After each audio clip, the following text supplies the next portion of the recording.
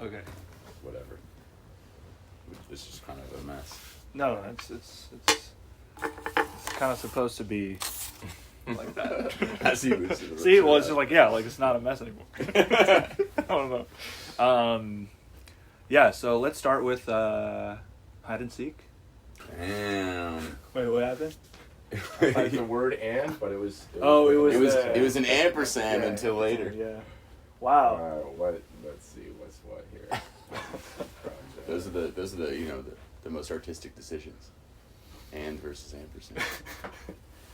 You're gonna sing them the same. Better write it. Yeah. Well, basically, like with hide and seek, I wrote this after. So I do this like annual like meditation retreat thing. And I wrote this after my first one. I was kind of in a really bad mental place before that, dealing with a lot of anxiety and depression and a lot of those things. And I kind of just, like, after I came back, I was in my room and I kind of just wrote, I guess, my experience coming out of that, because, I was able to feel very fortunate that I was able to, like, come out of it in a way that, I kind of found myself back. Yeah.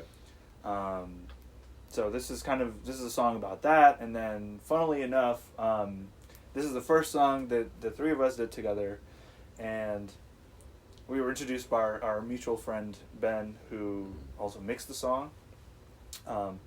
But yeah, I was just thinking about it, like, I just remembered like the first time we all like ever met. It was love at first sight. Huh? It was love at first sight. It was. Yeah, and it was kind of just like it was at the Larchmont Bungalow Cafe. Oh, Remember that meeting? Yeah. Yeah, that was just like, kind of like we kind of like met, and like I don't know. I'd love to hear what you guys remember about that. Like, you meet a lot of people in LA, and at first it was just like like getting sort of like coffee and breakfast with a potential colleague, or like someone else in the industry, like didn't know much about him, and we got breakfast and like sort of immediately hit it off, just like cracking up at the same jokes. Yeah, well, we don't have to. We can spare specifics on the breakfast choice, but I feel like it's gonna come back and bite me in the ass. No, but it was cool. It was just like when you meet those people that you're just like we're on the same mental wave. Like I don't have to try for this interaction. Like it just is a good interaction. And yeah, I don't even think we made any music that day. But then we started making music a little later. Started with hide and seek. This one particularly because of the sort of meaning behind it, and the intensity of like what brought you to writing that song. Like we felt especially privileged to be a part of it. Yeah. I mean, the song really wouldn't be anything without like what we accomplished. I mean, it was basically just a song that I wrote with like a guitar in my bedroom, and then like kind of like bringing it to you guys, and then kind of like watching what it became is just like, I look back and it's like very like just moving, because it's like absolutely, like it wouldn't be like half the song that like it is. It's like you got your drums on it, and then we kind of like all like produced it together. It was just really special. You must have just played it for us. I don't remember a voice memo or something. Maybe it was like a voice memo. It was sort of like a demo, maybe. I was remember that voice note I played you of hide and seek in the car when we were like, I think you were giving me a ride. Here, let me see if I can pull it up, because I feel like that would be really, really cool. It was kind of just like I had this like I just had this like, maybe you can find it. I like grab it. But yeah, actually, I'm gonna try to find the voice memo, but I had this like little like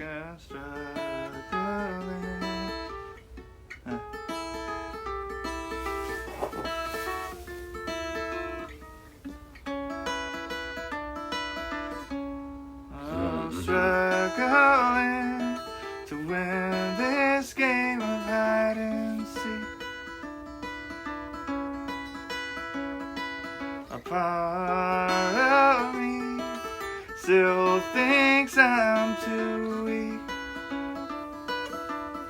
I kind of just had like we put up a microphone and then that was it, basically. You had the song pretty much there.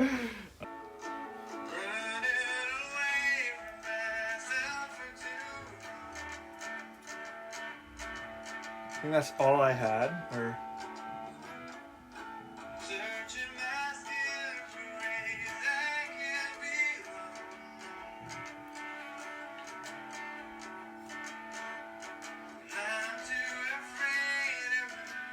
it was like right after I wrote it.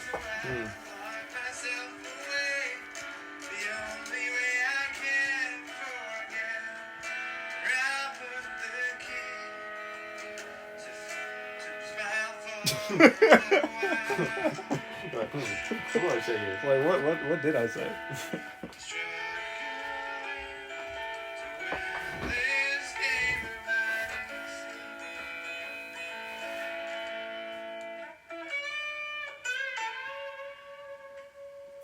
Oh. I had a huge chunk of it in my brain. You know, it was just like, this is how it's gonna go. Yeah, it's missing the second half. Yeah.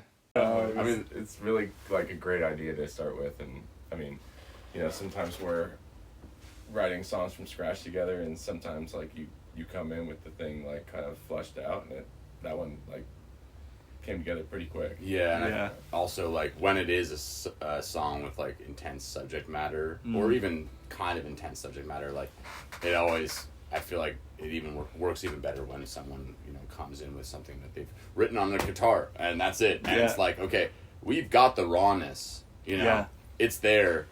It's sort of like careful not to produce too much, you know, and make sure that it still comes through with the message. Which, you know, we tried our best at doing. Maybe we can pull up some of those layers. Oh, I yeah. think I've got it. You have some. Let's see here. Me too. It's been a minute since I've like heard the So, individual tracks. April 2023. That's when it like When the first session was. Yeah. Wow. Time flies. Yes, back then it was like a larger.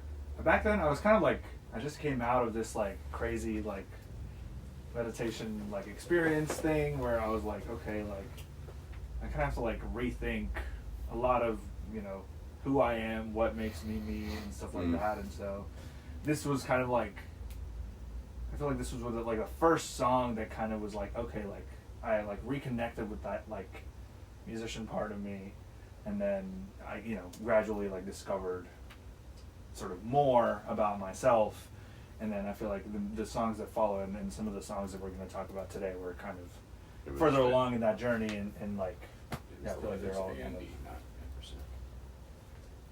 kind of like it's kind of part of a larger project. I feel like the other thing too is like with these guys, like I think they really excel at the ear candy, like really just like the little things. Like we've done so many sessions together where we kind of like just meet up, you know, the song is sort of in a good place, and we just spend the day kind of like fucking shit up, like really just like glitching stuff out, fucking shit up, like adding like ear candy things, and then, you know, sometimes we like overdo it and then we like dial it back. Yeah. But then ultimately, you know, the result is always this like really interesting piece of music that's like really unique, because you have all of this like detail that's put in to like in the little things that make it, you know, familiar but like new, you know.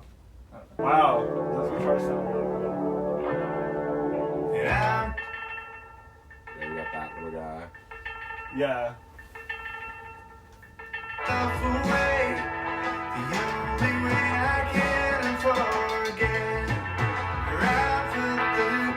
Drum beat. Yeah. Yeah, it's just like so so cool.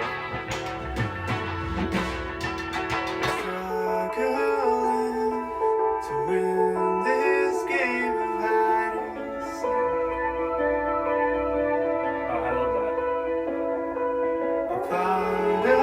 And that's Emmanuel.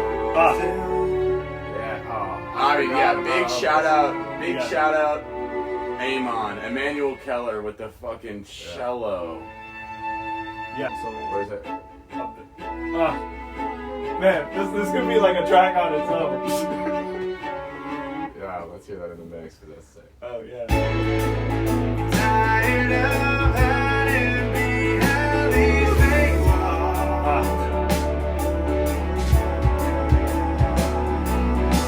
Yeah. It sounds so good listening back.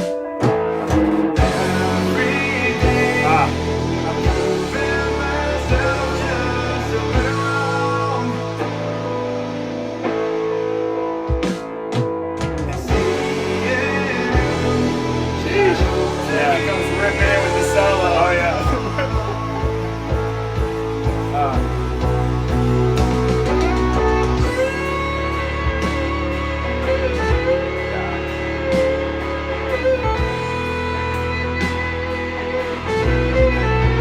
That's all one take right there, ladies and gents. Man, I like it. That's Mr. Hobby right I there. didn't even know. I didn't even know that was like one take. but Rose yeah. played a guitar or two this time.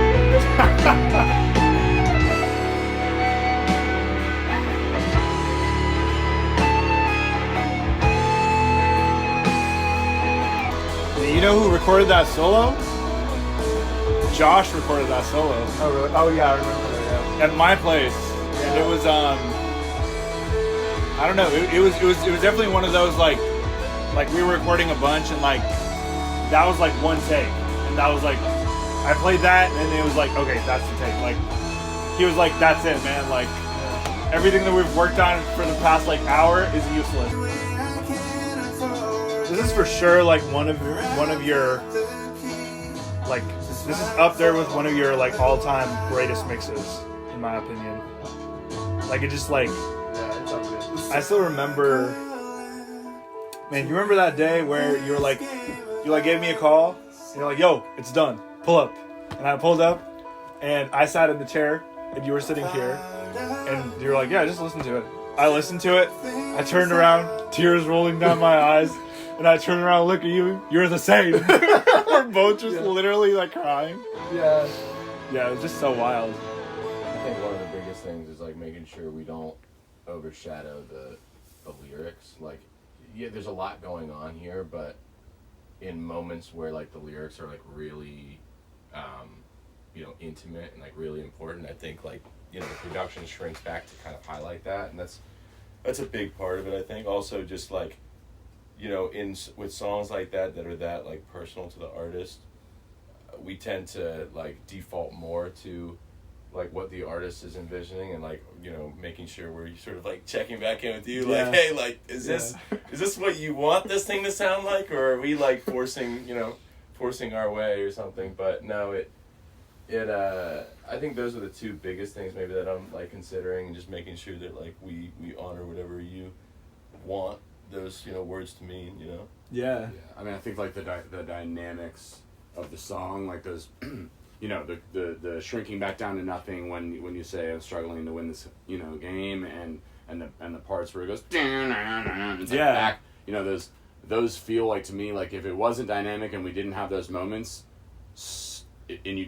like vocals aside, if you just listen to the instrumental and we didn't have those moments, I wouldn't be on this like emotional roller coaster with you. Yeah. Yeah. Yeah. And that's what it needed to be, and obviously like it took us some time to get there. We spent a couple sessions on this, but I'm proud about like where it did land and how it does feel like there's this emotional journey and turmoil, and then almost like a champion moment where it's like I broke through, and then we're riding the solo into the sunset or something, like that's what it feels like to me. And so I don't know if that like exactly answers your question, but that's kind of, I think we just the number one thing is that we never want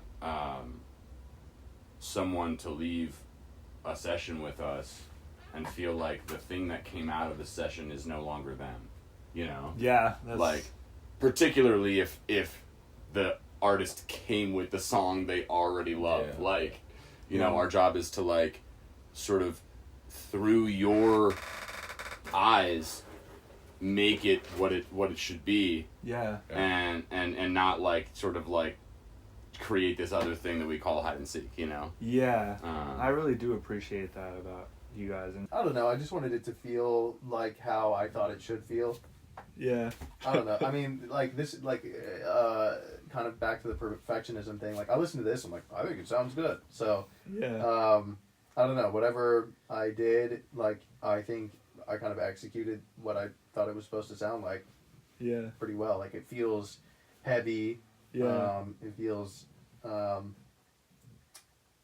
not somber. I think heavy is the right word. It feels heavy. Yeah.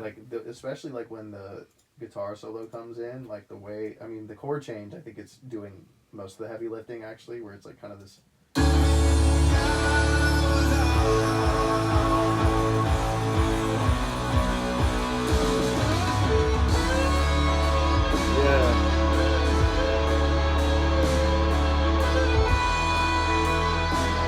I don't know. It just feels good. I think it was one of those songs where like there was no.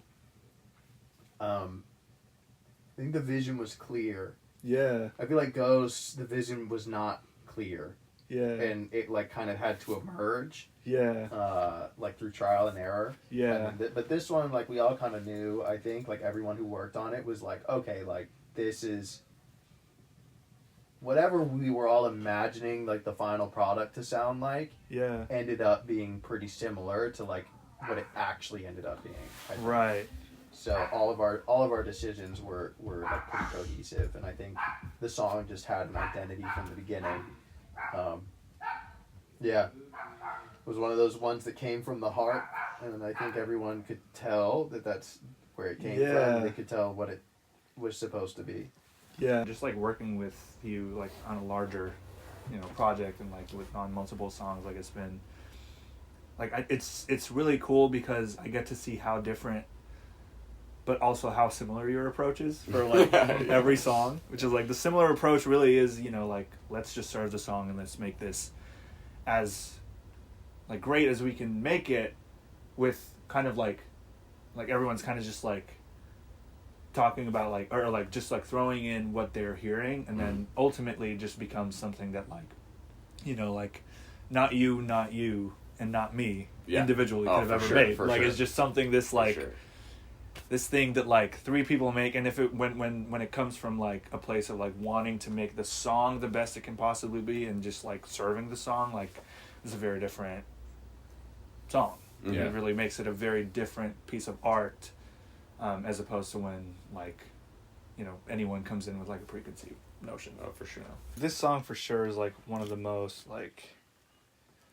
I would say, like, this song is more of, like, an experience. Like, very, like... Not from a place of, like, hey, like, we need to make a hit. Like, it's very, like... Sort of, this is what, like, my experience was. Like, I spent a lot of time, like, fighting with myself. And... then I like basically like drove myself into the ground because I was fighting with myself, and then I just got to a place where I found a way out and realized I was fighting with myself. I don't need to do that. And so this song is very like kind of talks about what my journey was through that whole like fighting with myself and then learning to like not do that. So in that sense, I would say it's like one of the most important songs that I've ever written or like worked on. And yeah, it was just really cool because like, I don't know, I just feel like every human being sort of experiences it in their own way. Like they sort of have their own journey and they kind of just like, they kind of make sense of life in their own way through their own experiences. And I don't know, it's like to be able to like say or tell my experience and like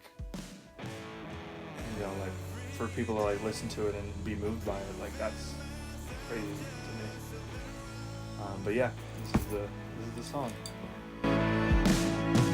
And see